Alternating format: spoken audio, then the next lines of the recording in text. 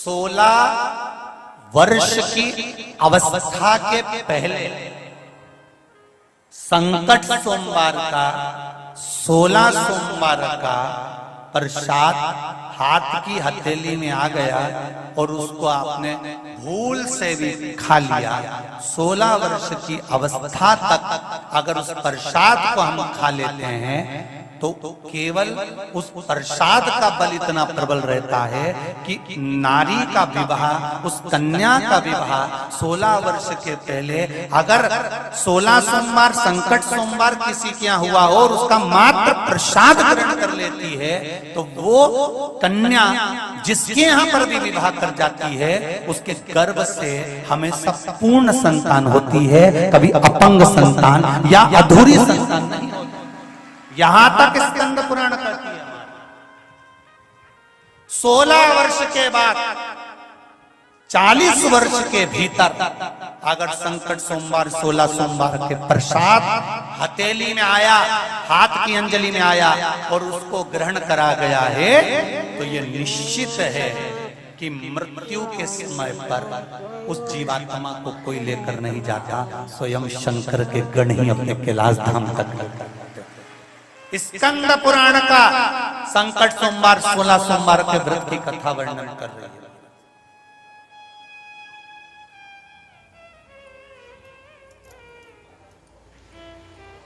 बहुत ध्यान दीजिए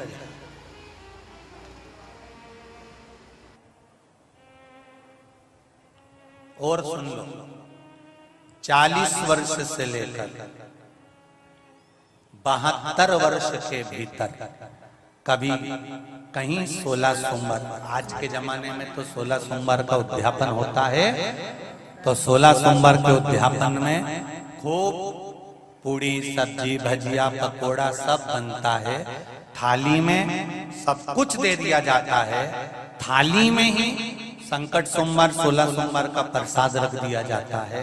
पर ये प्रसाद का अपमान, 16 सोमवार हो संकट सोमवार हो चाहे पशुपति व्रत हो, पशुपति व्रत का भी आप एक भाग अगर घर में लेकर आए हो तो उस भाग को भी अगर हमें ग्रहण करना है तो पहले अपनी अंजलि में थोड़ा सा भाग, अंजलि में क्यों डाला जाता है, इस हथेली में ऐसा क्या है, इस हस्त में ऐसा क्या है कि अंजलि में ही चरणामृत पंचामृत प्रसाद ये सब अंजलि से ही ग्रहण करने का क्यों, चम्मच से क्यों नहीं टपकाना? चम्मच से भी तो टपका सकते हो।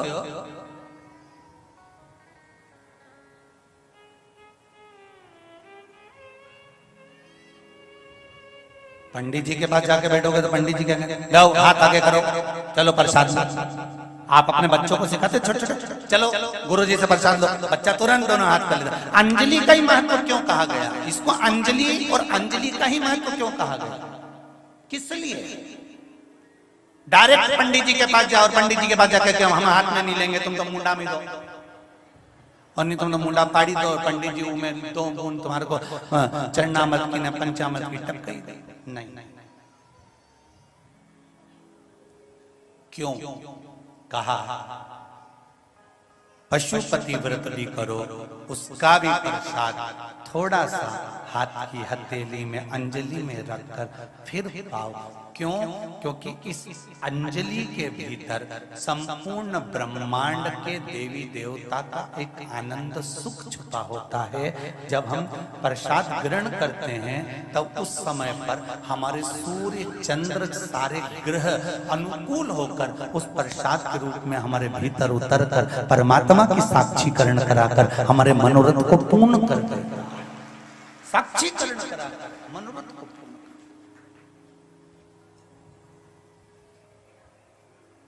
अंजलि में दे दो।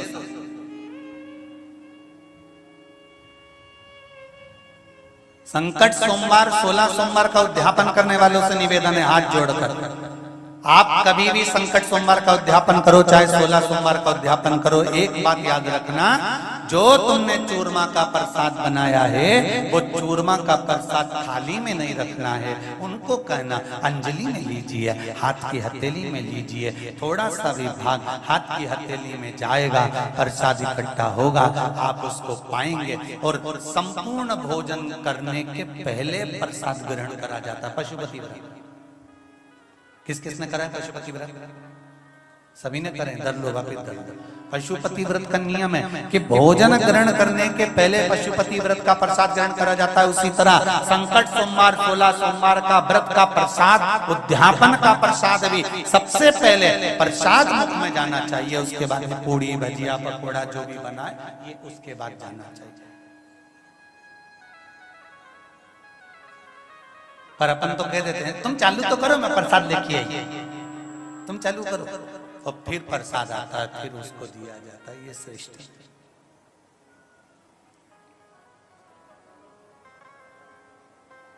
पुनर्जन्म से मुक्ति है, पुनर्जन्म।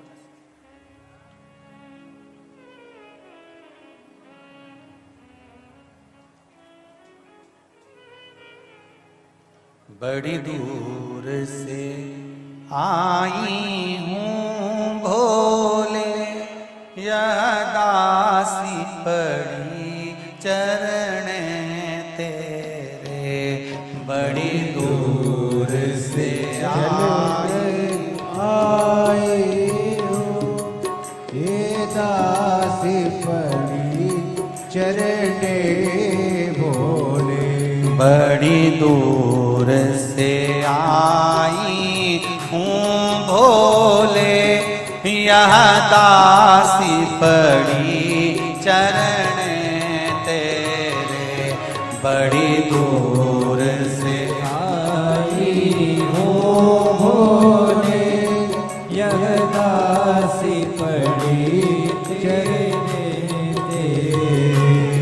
यह दासी पड़ी चरण तेरे। यह दासी पड़ी चरण तेरे। यह दासी पड़ी चरण तेरे। यह दासी पड़ी शरण तेरे। बड़ी दूर से आई हूँ भोले, यह दासी पड़ी चरण तेरे। बड़ी दूर से आई हूँ भोले, यह दासी शंभो शंभो चरण भाव से आनंद के साथ।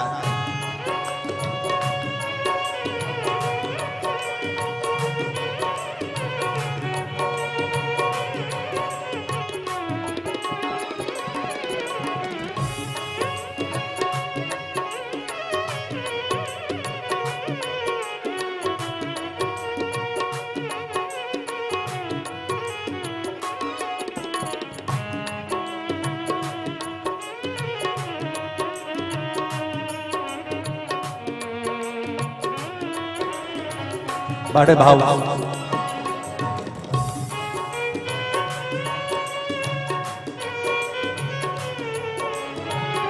जय हो।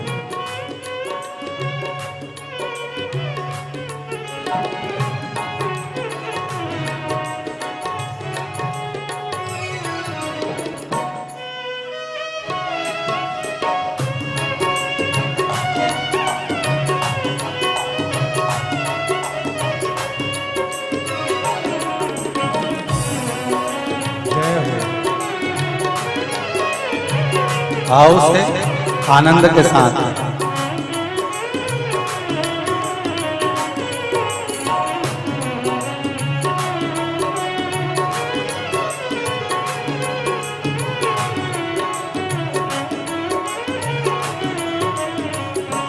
प्रभु अपना जान के अपना लो।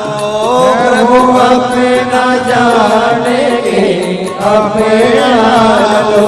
भोले अपना जान के अपना लो। कोई अपना जानेंगे अपना लो। यह दासी पड़ी चरण तेरे। यह दासी पड़ी चरण तेरे। यह दासी पड़ी चरण तेरे। यह दासी पड़ी चरण तेरे। बड़ी दूर से आई हूँ भोले, यह दासी बड़ी चरण तेरे। बड़ी दूर से आई हूँ भोले, यह दासी बड़ी चरण जो हर हर महादेव।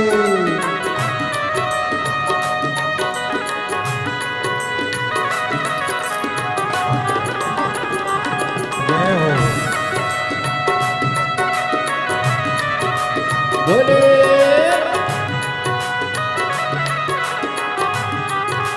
हर हर पीछे वाले भी दोनों हाथों से ताली से जय हो।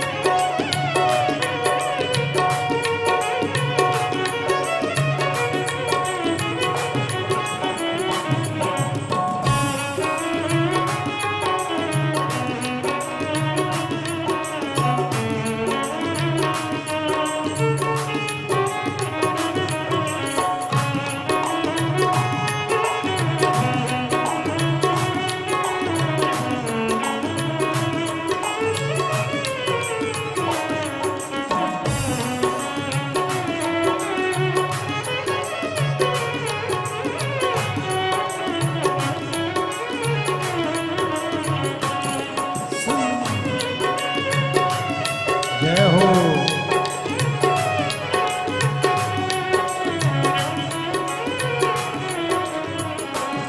सब स्वार्थ मित्र से विष भरा। सब सारथ मित्र से बीज भरा। अब तेरे सिवा ना कोई मेरा। अब तेरे सिवा नहीं कोई मेरा। अब तेरे सिवा ना कोई मेरा। अब तेरे सिवा नहीं कोई मेरा। बड़ी दूर से आई हूँ भोले, यह दासी बड़ी शरण तेरे। बड़ी दूर से आई हूँ भोले, यह दासी बड़ी शरण तेरे। बड़ी दूर से आई हूँ भोले, यह दासी पड़ी चरण तेरे।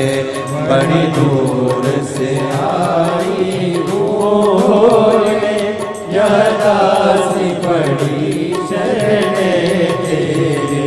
यह दासी पड़ी चरण तेरे। ओ यह दासी पड़ी चरण तेरे। यह दासी पड़ी चरण तेरे। ओ यह दासी पड़ी चरण तेरे। यह दासी पड़ी चरण तेरे। ओ यह दासी पड़ी चरण तेरे। बड़ी दूर से आई हूँ भोले, यह दासी पड़ी चरण तेरे। बड़ी दूर से आई हूँ भोले, यह दासी पड़ी शरण तेरे। बड़ी दूर से आई हूँ भोले यह दासी पड़ी चरण तेरे, बड़ी दूर से आई हूँ भोले, यह दासी पड़ी चरण तेरे, यह दासी पड़ी चरण तेरे, यह दासी पड़ी चरण तेरे, यह दासी पड़ी चरण तेरे, यह दासी पड़ी चरण तेरे। हार हार महादेव है। भगवान शिव की कथा कर रही है। चित्त वृत्ति से देवऋषि नारद ने भगवान शंकर को भक्ति में लगाया। देवऋषि नारद ने सारे पुत्रों को भगवान की भक्ति में लगाया, कोई गलत नहीं था।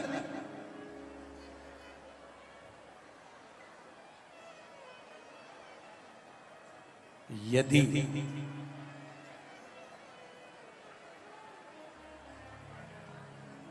आपको कोई गलत जगह ले जाए ना, तो बड़ा दुखी होना कि आज मैं गलत जगह पहुंच गया। सुन लो री जी जरा अच्छे से, और जितने भी भाई लोग बैठे हैं वो भी अच्छे से सुन। यदि कोई आपको गलत जगह ले जाए तो दुखी होना कि मैं गलत जगह पहुंच गया।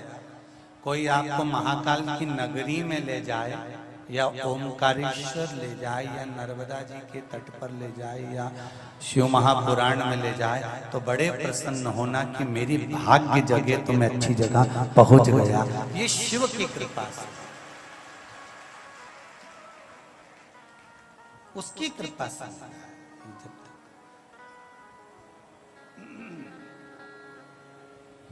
जब तक वो कृपा नहीं करता तब तक नहीं मिलता है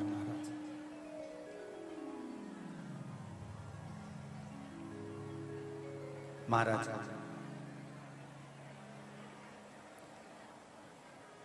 ब्रह्मा जी ने श्राप दिया देवऋषि नारद को, तुम्हें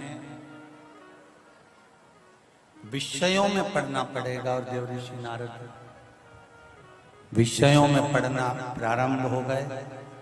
चित्ररथ गंधर्व की 50 पुत्रियों के साथ में देवऋषि नारद रहे।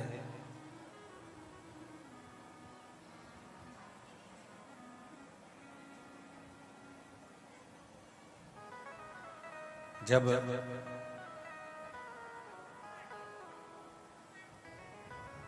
एक बार देवऋषि नारद, जिस समय पर उनको श्राप लगा था, उपप्रहण उनका नाम पड़ गया था, रंभा का नृत्य देख रहे थे, एक अप्सरा का नृत्य देख रहे थे।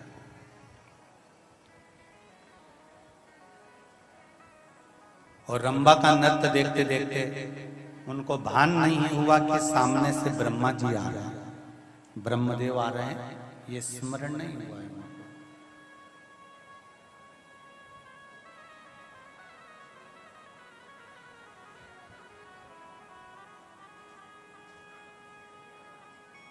देवऋषि नारद तो अपनी मस्ती में मस्त थे। जो श्राप लगा था उसके अनुसार वो अप्सरा का नृत्य देख रहे थे, और सामने से ब्रह्मा जी का आगमन हो गया।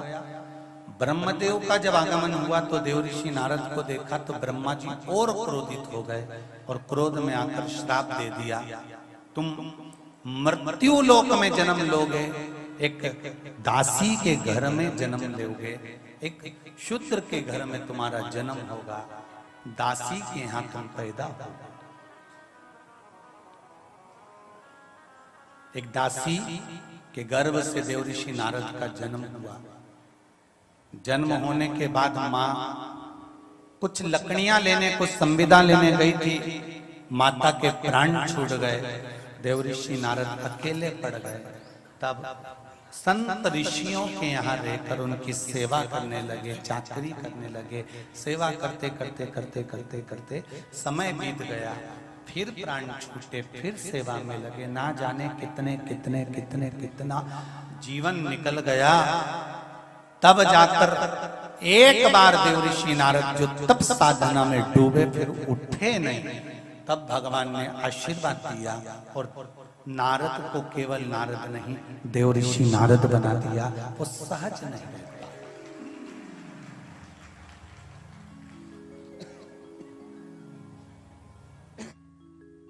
सहज नहीं रहता।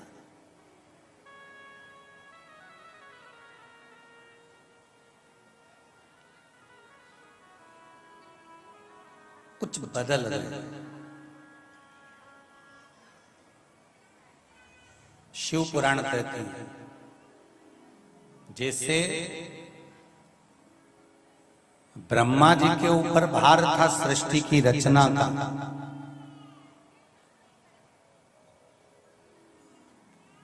और ब्रह्मदेव भगवान विष्णु से पूछते हैं कि तुम्हारे पिता कौन है, और भगवान विष्णु कह देते हैं शिव मेरे पिता है।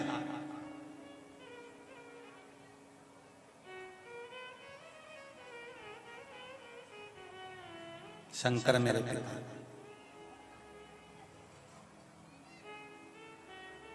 तब ब्रह्मा जी शंकर भगवान को प्रकट करने के लिए, उनको ज्ञात करने के लिए ब्रह्मा और भगवान विष्णु ने जो एक खंभ का, एक पर्वत का भ्रमण कराना, घुमाना प्रारंभ करा, उससे एक अग्नि खंभ प्रकट हो जाता है और खंभ से एक लिंग प्रकट हो जाता है।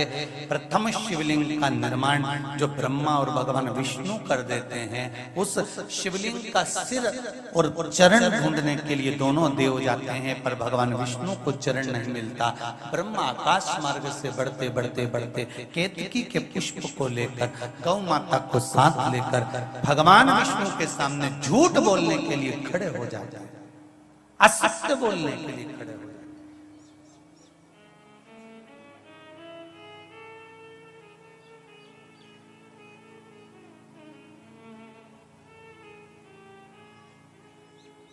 झूठ पर झूठ ब्रह्मा जी ने बोला, भगवान विष्णु ने केवल एक सत्य बोला था कि मुझे चरण नहीं मिले, और एक सत्य बोलने के बाद भगवान विष्णु को फिर दूसरी बार सत्य बोलने की भी जरूरत नहीं पड़ी और झूठ भी बोलने की जरूरत नहीं पड़ी। जो व्यक्ति झूठ बोलता है उसको 10 झूठ साथ में बोलना पड़ते हैं।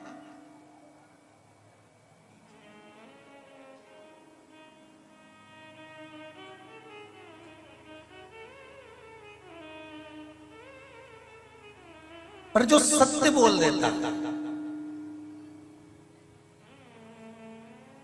फिर उसको कुछ बोलने की जरूरत नहीं होती, फिर वो मौन रहता है, क्योंकि झूठ बोलने वाले को प्रूफ देना पड़ते हैं, सत्य बोलने वाले को प्रूफ नहीं देना पड़ता। इसीलिए शायद मरने के बाद किसी को लेकर जाते हैं तो क्या चिल्लाते हैं, जम के बोलो जरा, अच्छे से बोलो जरा, प्रेम से बोलो, राम नाम सत्य है।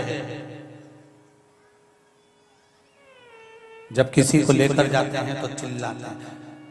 तो मुझे ऐसा लगता है कि वो राम नाम सत्य इसलिए चिल्लाते होंगे क्योंकि अब ये मौन हो गया, चुप। इसके बाद सत्य बोलने के बाद कोई प्रमाण चाहिए ही नहीं।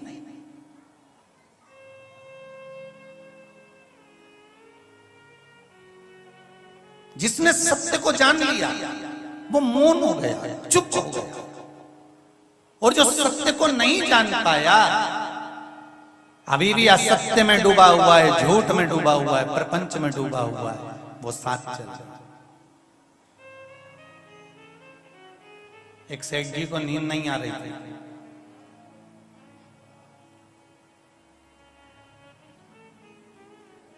सेठ जी को जब नींद नहीं आ रही थी तो उन्होंने अपने गुरुजी से कहा, गुरुजी मुझे नींद नहीं आती, कोई उपाय बताएंगे?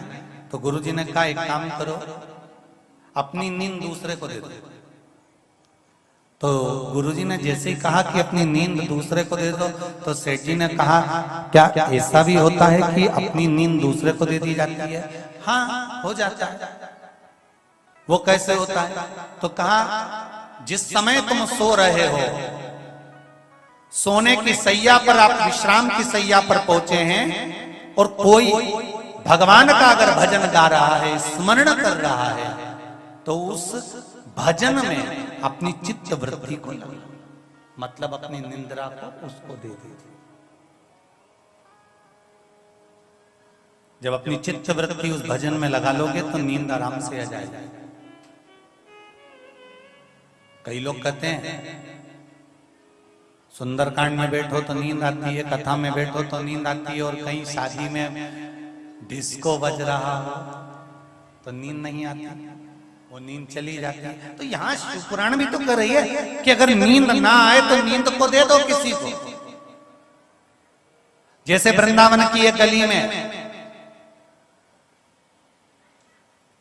एक गोपी डलिया लेकर खड़ी है और आवाज लगा लगा कर कह रही है, नींद ले लो, नींद ले लो, नींद ले लो, नींद ले लो, बार बार आवाज लगाया जा रहा है। दूसरी गोपी निकल कर जा रही है, उसने कहा नींद बेच रही हो, बड़ा गजब का काम कर रही हो तुम। नींद? हाँ।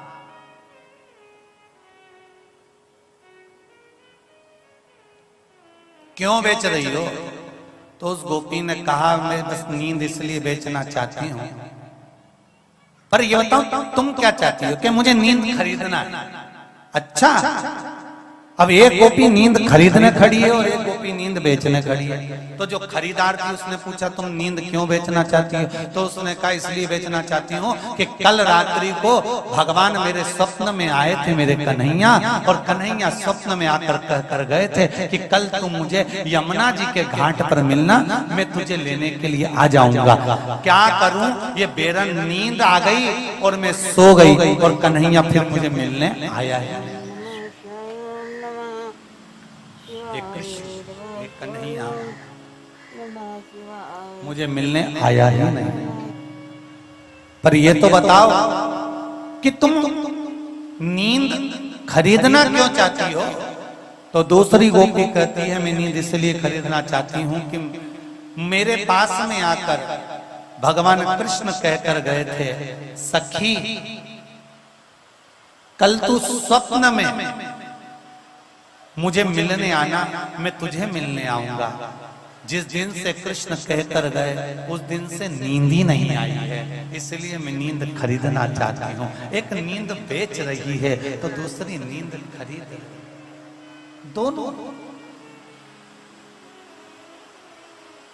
दोनों महाराज शिव भक्ति कहते हैं, शिव उपासना कहते हैं।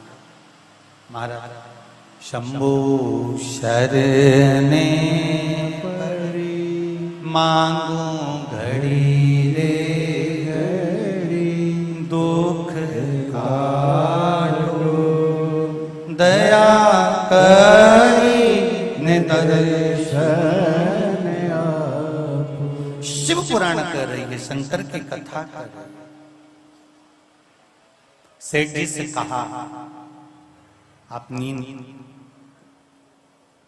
दूसरे को दे दो। अब सेठ जी ने नींद किसको दी? एक व्यक्ति बहुत दूर खड़े होकर भजन गा रहा था। सेठ जी का ध्यान उस भजन में चले गया और भजन में सेठ जी का ध्यान गया तो सेठ जी को नींद आ गई। दूसरे दिन उन्होंने अपने द्वारपाल को बुलाया और बुलाकर कहा कि कौन आया था ये जो अच्छा भजन गा रहा था? जो भजन गा रहा था वो एक मोची था। मोची? हाँ, उसको बुलाओ जरा। सेठ जी ने उसको बुलाया, एक सोने की मुद्रा उसको दे दी। सोने की मुद्रा देकर कहा बड़ा सुंदर भजन गा रहे थे, अब तुम रात्रि के समय पर आकर भजन गाना, ये सोने की मुद्रा ले जाओ। वो व्यक्ति सोने की मुद्रा लेकर गया और लेकर जाने के बाद 4 दिन तक नहीं आया। सेठ जी ने उसको ढूंढवाया और सेठ जी ने ढूंढवा कर उसको बुलाकर पूछा भैया तू 4 दिन से गया कहाँ था? तो वो मोची कहने लगा जिस दिन से सोने की मुद्रा मिली आज तक मैंने सोने की मुद्रा देखी नहीं थी। आज तक मैंने सोने की मुद्रा देखी तक नहीं थी और पहली बार सोने की मुद्रा देखने को मिली है तो मेरी रातों की नींद ही चली गई है। जब से मिली, जब से मेरी रातों की नींद चली। शिव महापुराण की कथा कर भगवान शंकर की पावन कथा कर महाराज जब वो कहते हैं ना, कमाओ उतना जितना खर्च कर सको और खाओ उतना जितना पचा सको। जब बढ़ता है तो नींद चली जाती, जब बढ़ता है तो निंद्रा चली जाती। शिव पुराण कह रहे देव ऋषि नारद को दुख है और वो दुख साधारण नहीं है। तब साधना करते करते करते करते करते करते देव ऋषि नारद भगवान की अविरल भक्ति देव ऋषि का पद प्राप्त कर लेते हैं। समय आता है, शिव महापुराण की कथा कहती है, देव ऋषि नारद एक बार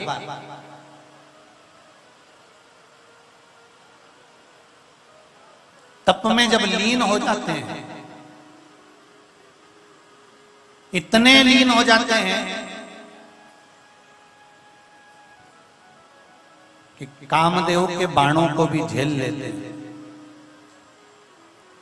जब देव ऋषि नारद कामदेव पर विजय प्राप्त कर लेते हैं, तब देव ऋषि नारद के भीतर अहंकार प्रकट हो जाता है।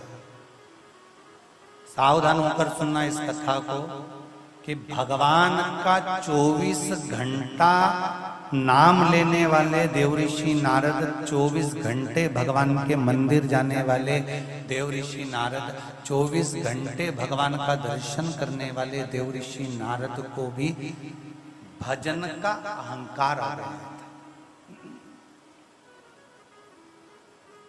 भजन का अभिमान जो 24 घंटे साथ हमको,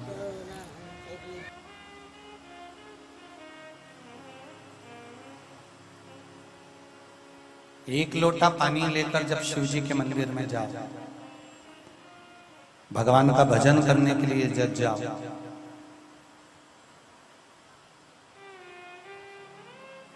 तुम्हारे भीतर अभिमान प्रकट नहीं होना चाहिए कि मैं जितना भजन करती हूं उतना कोई नहीं कर सकता।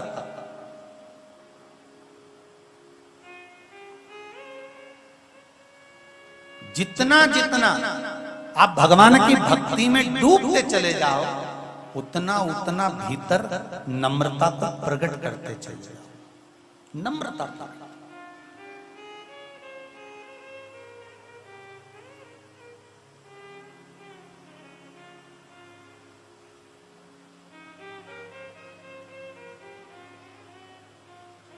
हम कई बार कथा में कहते हैं, जो कथा करवाने वाले यजमान होते हैं या किसी ने कोई मंदिर का निर्माण करवाया होता है या कोई यज्ञ करवा रहा होता है, कोई मंदिर का निर्माण करवा रहा होता है, कोई कथा करवा रहा होता है, कोई यजमान पद अगर आपके पास में परमात्मा ने दिया है, आपको प्रदान करा गया है, आपने मंदिर बनवाया है, आपने यज्ञ करवाया है, आपने भंडारा करवाया है, आपने कथा करवाई है, तो हम कई बार कथा में कहते हैं कि भीतर एक रत्ती का भी अभिमान प्रकट मत होने देना। रोज जजमान पद मिल जाए तो उसके बाद तुम्हारे मुख पर एक शब्द लेकर आ जाना कि मैं नहीं करवा रहा, वो तो कहीं मेरे पूर्वजों की कृपा, परमात्मा का आशीर्वाद होगा। जो ये शिव पुराण की कथा हो गई, जो यज्ञ हो गया, अनुष्ठान हो गया, भजन हो गया, कीर्तन हो गया, ये उसकी कृपा से हुआ है, मेरी कोई सामर्थ्यता ही नहीं है, हमारी कोई सामर्थ्यता नहीं।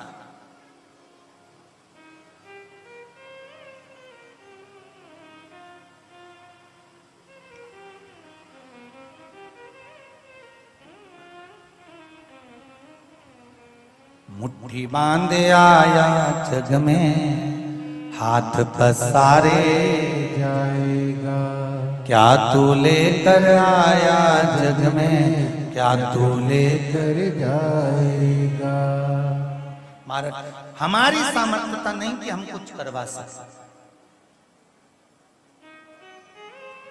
ये उसकी कृपा से मिला जो आज हम कर रहे हैं। देव ऋषि नारद को अहंकार आ गया। देव ऋषि नारद अहंकार रखकर सबसे पहले देव ऋषि नारद अगर कहीं गए तो भगवान शंकर के पास, मेरे शिव के पास में जाकर अपने अहंकार का जो बीज भीतर उत्पन्न हो रहा था वो जाकर कह दिया। जिसके पास जो होता है वो वही देता है।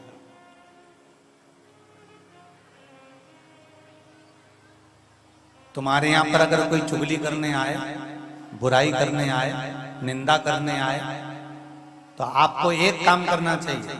सबसे पहले उससे कह देना, भैया देख सुन ले मेरी बात, तुम्हारे यहाँ पर गाय होगी और गाय का दूध होगा तो तुम बाजार से दूध खरीद के लाओगे क्या? बोलते जाओ जरा जल्दी जम के बोलो जरा।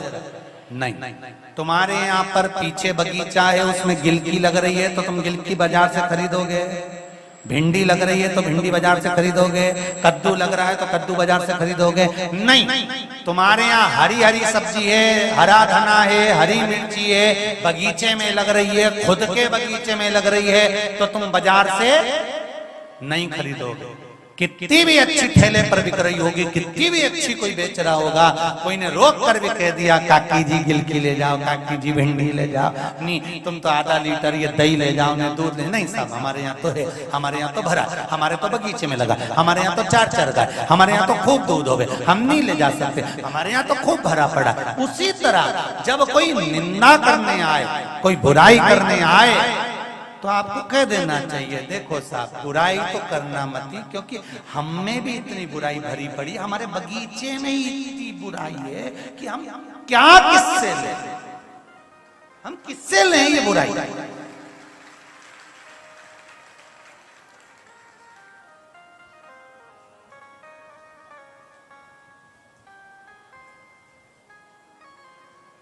कितना भरा है हमारे भीतर और हम दूसरे के बगीचे की ले रहे हैं। गिलकी ले लो, मतलब कोई आके बैठा और उसने बुराई करना प्रारंभ करी, दूसरे की बुराई, तो तुम पहले अपने भीतर भी तो जांच के देखो कि तुम्हारे बगीचे में कितनी गिलकी लगी है, तुम क्यों ले रहे हो?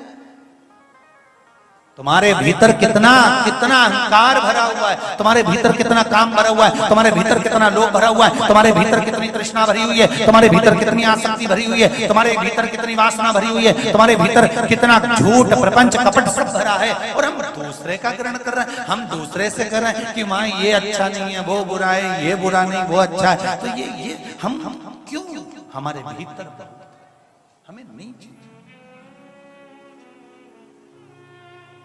अगर देना है तो कुछ अच्छा चीज। एक पत्र में लिखा है, बड़ा सुंदर, देखिए बहुत सुंदर पत्र है, पीछे पत्रिका है, आगे पत्र है।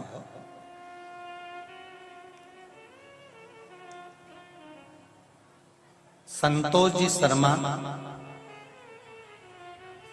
सुनीता जी शर्मा आगरा से, कहीं बैठे हैं। संतोष जी शर्मा, सुनीता जी शर्मा आगरा से, कहीं बैठी हो तो हाथ हिला दीजिएगा। पत्र में लिखा है इन्होंने,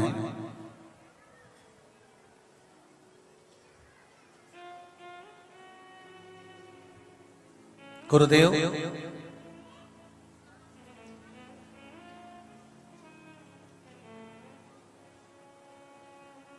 आपके आंकड़े की जड़ का उपाय ऐसा है जैसे साक्षात शिवजी का त्रिशूल, जिसका कोई तोड़ काट ही नहीं सकता, वो शंकर भगवान ने ये अचूक उपाय आपके मुख से खिलवाया है। बाबा, हमारे परिवार में 3 वर्ष से बेटे की बहू के कोई संतान नहीं थी, हमने ये उपाय किया और बाबा ने मनोकामना पूर्ण कर 27 दिन में ही मेरे घर में बहू के यहाँ संतान की प्राप्ति कराने के लिए गर्भ ठहरा दिया। ये शिव की कृपा।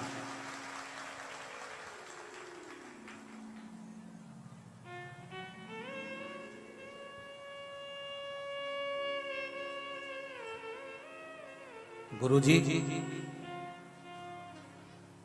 13 मार्च को सुबह 4:30 पर बाबा ने मेरी पत्नी को कृपा करी।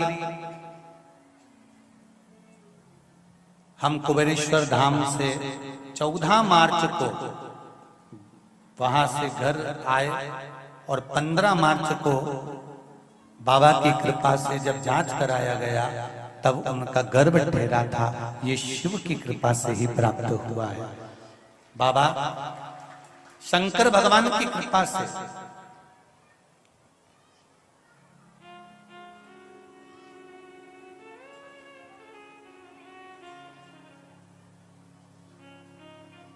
मेरे शरीर में कष्ट था।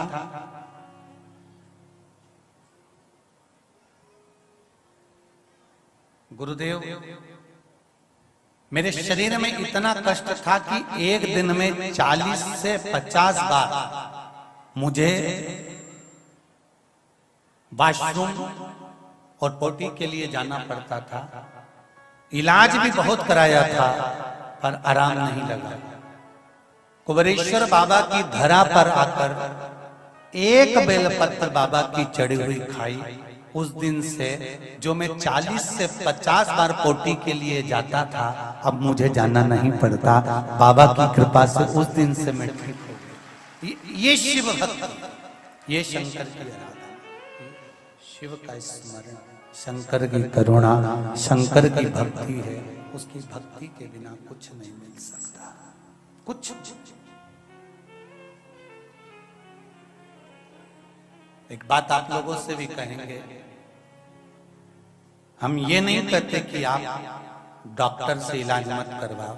हम तो ये कहते हैं कि डॉक्टर को भी दिखाते रहो, इलाज करवाते रहो, पर साथ में आपके नजदीक में जो शिव मंदिर हो उस मंदिर में 1 लोटा जल चढ़ाने का नियम बना लो। और शरीर में अगर कष्ट है तो 1 बेलपत्र बाबा के चरणों की लाकर खाने का नियम बना लो।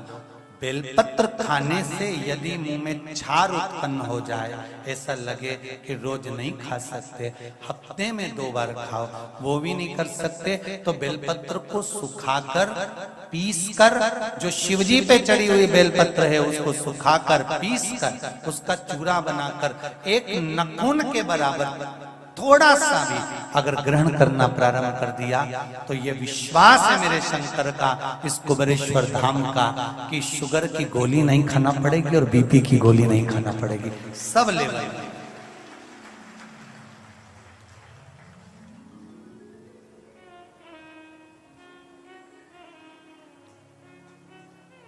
अब शिव भक्ति करो पर अभिमान से त्याग करो। देवऋषि नारद को अभिमान आ गया था और भगवान विष्णु से, भगवान शंकर के पास जाकर करें, शिवजी के पास जाकर करें कि सुनो महादेव, जिस कामदेव पर आप विजय प्राप्त नहीं कर पाए उस कामदेव को मैंने जीता, मैंने जीता है।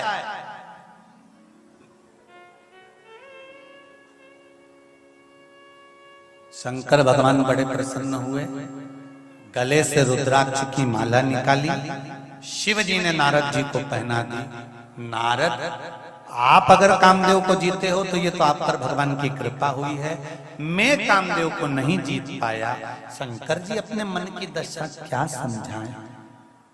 व्यक्ति सब जगह पर जीत सकता है पर व्यक्ति अपने परिवार से कभी नहीं जीत सकता है। याद रखना, अपने परिवार से नहीं,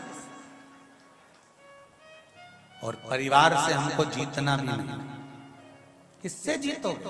अपने भाई से, बंधु से, रिश्तेदारों से, माता पिता से, हमें जीतना भी नहीं।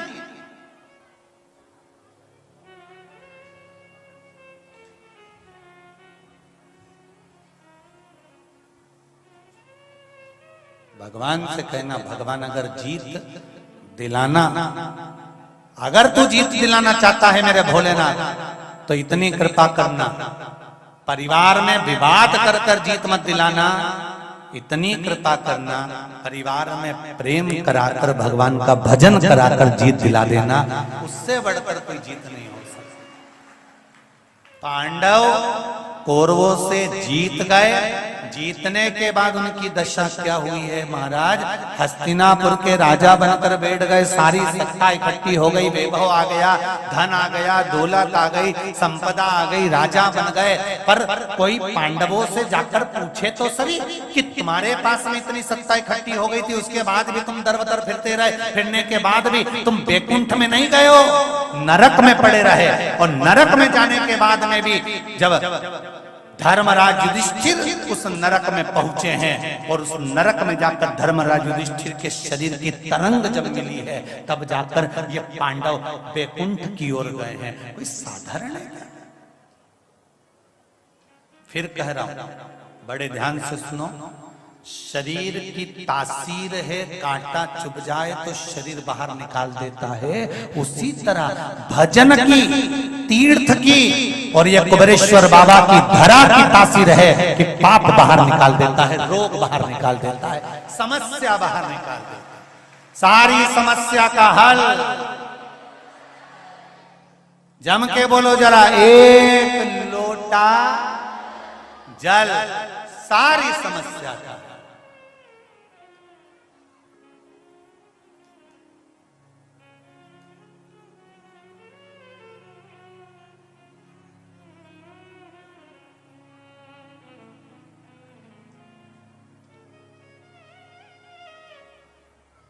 कल एक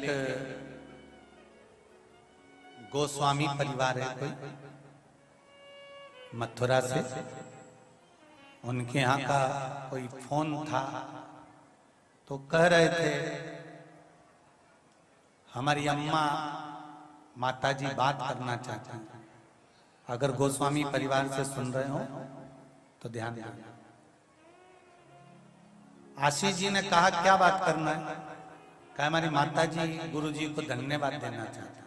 क्या धन्यवाद देना है? गुरुजी तो फोन पे बात करते थे। धन्यवाद ये देना है कि हमारी माताजी का कोई काम अटका हुआ था, वो मंदिर तो नहीं जा सकी, पर घर में से लोटा भरकर, उनका शरीर बड़ा हेल्थी है तो कुर्सी से भी नहीं उठती हैं, उनकी बहू से वो लोटा भर के पानी बुलवाती थी। हमारे नजदीक में शंकर जी का मंदिर है, उधर मुंह करके बैठ जाती थी और वो लोटा भर के शिखर देख के ही चढ़ा देती थी कि देव अधिदेव महादेव मैंने तुम पे ही चढ़ाया है, तुम पे ही चढ़ाया। जरा समझिएगा एक लोटे जल का महत्व क्या है। एक बिंदु शिव है और एक लोटा जल जब समर्पित किया गया, हमने पहले भी कथा में कहा शंकर जी के मंदिर में जब आप जल चढ़ाएं, कभी आपके मन में होना चाहिए मैंने रामेश्वर को जल चढ़ाया, कभी सोमेश्वर को जल चढ़ाया, कभी मल्लिकार्जुन को चढ़ाया, कभी विश्वनाथ को चढ़ाया। आप कई माताएं पूछती हैं कि हमारे यहाँ पर ये अवधूतेश्वर महादेव का मंदिर नहीं है, हमारे यहाँ कुंदकेश्वर महादेव का मंदिर नहीं है, हम कोई उपाय करते हैं कुंदकेश्वर महादेव के नाम का, तो वो कहाँ कर सकते हैं? तुम्हारे पास में जो शिव मंदिर है, आप जिस दिन जो उपाय करो उस उपाय में अगर कुंदकेश्वर महादेव का नाम बताया है तो उनका नाम लेकर करना, कुंदकेश्वर महादेव ही स्वीकार करेगा, ये निश्चित है, वही स्वीकार करेगा। ऐसा कैसे हो सकता है? तो गरुड़ पुराण में लिखा है 16 श्राद्ध के अंतर्गत, तिथि के अंतर्गत, चतुर्थी तिथि पर जब घर की बहू अपने बुजुर्ग कोई दादा ससुर के नाम का किसी ब्राह्मण को भोजन कराती है तो वो भोजन ससुर को ही मिलता है। बोलो सही है कि गलत है? अरे बोलो तो जम के जरा। गरुड़ पुराण में लिखा है कि बहू ने दादा ससुर के नाम का भोजन कराया तो वो दादा ससुर को मिला, पंचमी को भोजन कराया दादी सास का तो वो दादी सास को मिला, बाकी के किसी को प्राप्त नहीं हुआ, उन्हीं को प्राप्त हुआ। क्यों? कैसे? उसका कारण था जिस भाव से जिसके लिए भोजन तैयार किया जाता है वो भोजन उसको स्वीकार हो जाता है। फिर ब्राह्मण जी में चाइना जी में वो भोजन उसको मिल गया क्योंकि उसने उसके लिए बनाया। और सरल भाषा में समझ लो,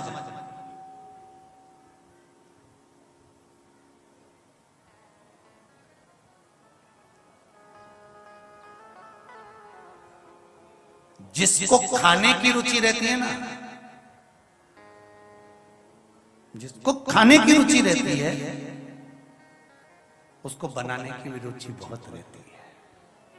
और एक बात और उतार कर रखना, खाने की रुचि अगर पति को है और वो अपनी पत्नी से कहे सुन तेरे हाथ का हलवा अच्छा बनाती है, तेरे हाथ की खीर अच्छी बनाती है, जरा बना कर ला। पत्नी जब खीर बनाती है ना तो वो किसके लिए बना रही है?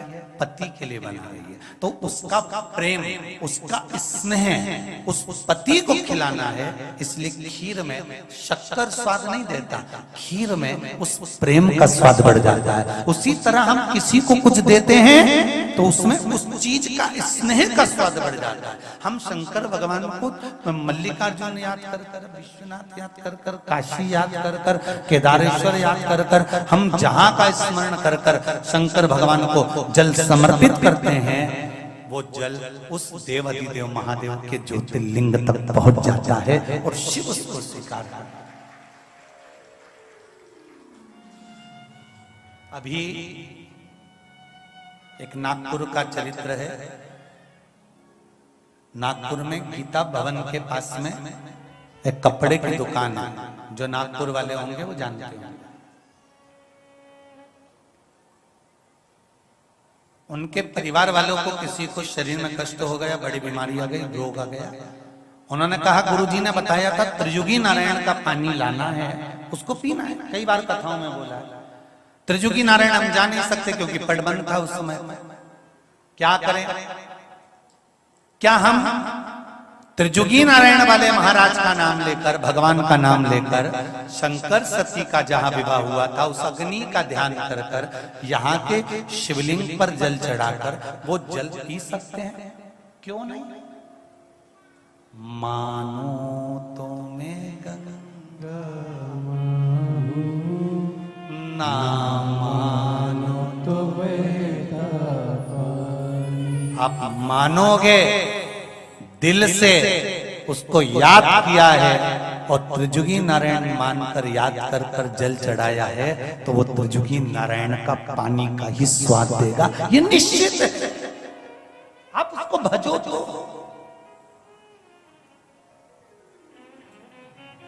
आप उसको दिल से पुकारो तो।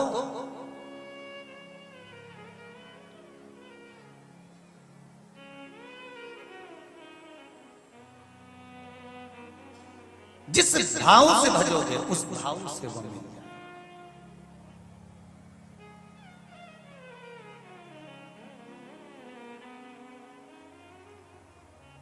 आप उसको पुकारने का प्रयास करो, वो मिलेगा और मिलेगा और जीवन का सुख प्रदान जरूर करेगा, ये निश्चित है, निश्चित।